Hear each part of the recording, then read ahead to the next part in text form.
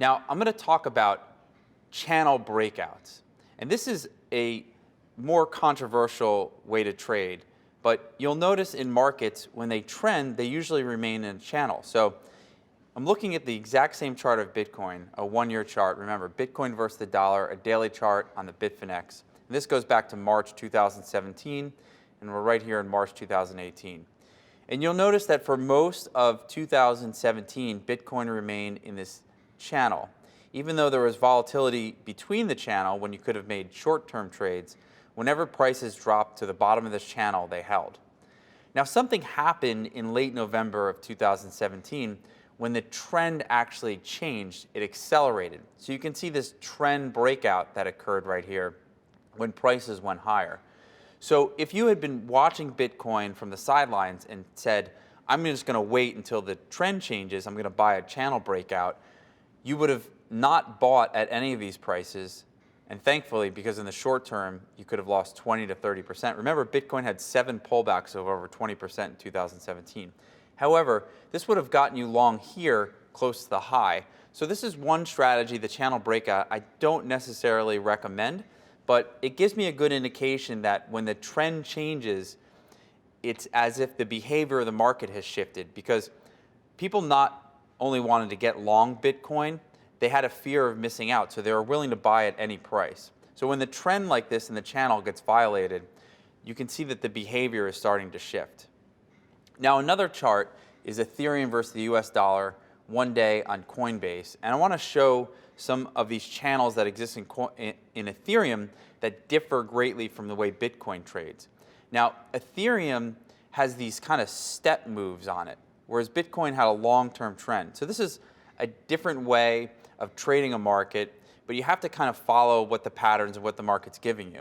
So Ethereum would move to a certain price level. Right here in this little channel, it moved to the 41 to 54 range, and then it would step up in just a short period of time to another higher range.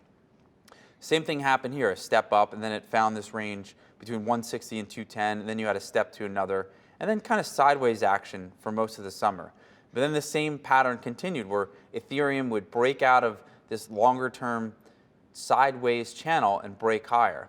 So you can use these channel breakouts in markets that are moving sideways, but I wouldn't suggest using them in markets that are trending higher. I think when you have a trending higher market like you do in this chart of Bitcoin, and the channel gets broken, it usually signifies that there's a short-term or medium-term top that's about to occur. So while our previous chart of Ethereum was a log chart, let's look at a linear chart right now. And this is Ethereum versus US dollar daily chart on Coinbase. And you'll see that the moves on the linear chart are much more dramatic than the ones on the log chart. Case in point, if you look at some of these ranges right here, Ethereum stayed between 4 and 500. And it had initially tried to move higher, but that acted as a resistance point at 500.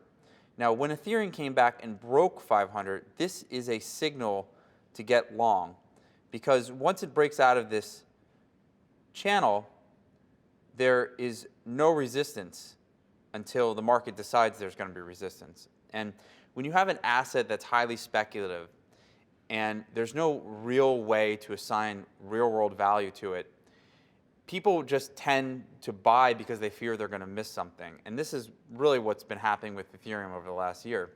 You just have a lot of people that have the fear of missing out on the next big thing or the next Bitcoin.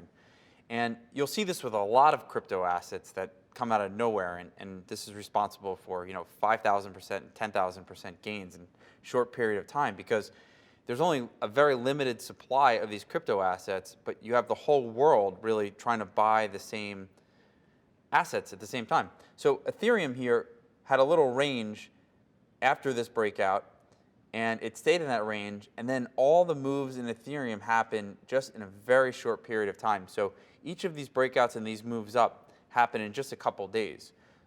Most of the time, the market kind of stays sideways and doesn't really move up or down.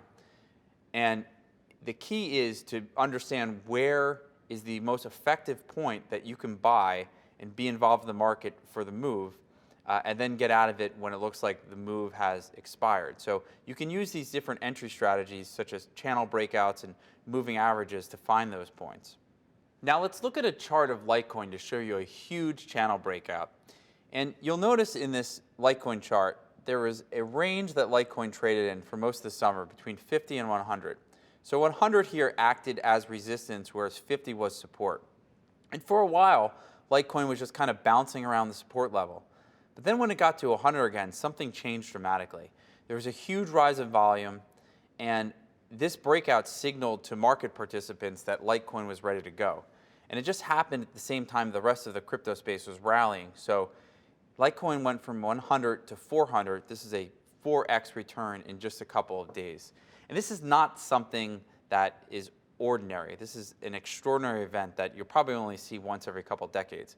But one thing I want to point out with this chart is that even though Litecoin peaked in early December at about 400 and then went into a downward swing, the point that was resistance earlier, remember this $100 level, then became strong support because people who had missed that buying area were now sitting here waiting for Litecoin to pull back. So if you had missed this original buy, you could have potentially waited until it came back to 100. Or let's say you bought Litecoin on the breakout and sold it somewhere in here. You just really had to wait till it came back to a strong support level at 100 before buying again.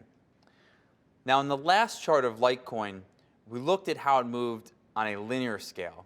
But I'd like to show you how Litecoin versus the US dollar moved on a daily scale to illustrate that if you had been trading Litecoin for the entire year, a parabolic move like that wasn't necessarily out of the ordinary.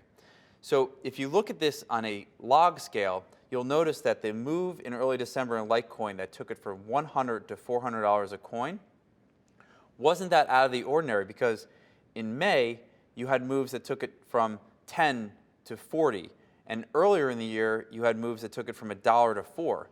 So you had multiple 4x moves that occurred in just a short period of time in Litecoin. And so when you're thinking about an entry strategy in crypto assets, you should also look at the log scale to see if a move like that has occurred in the past.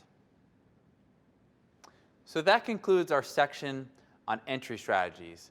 Now at the end of this section, you should be able to select entry points based on technical analysis and identify key support levels using Fibonacci retracements.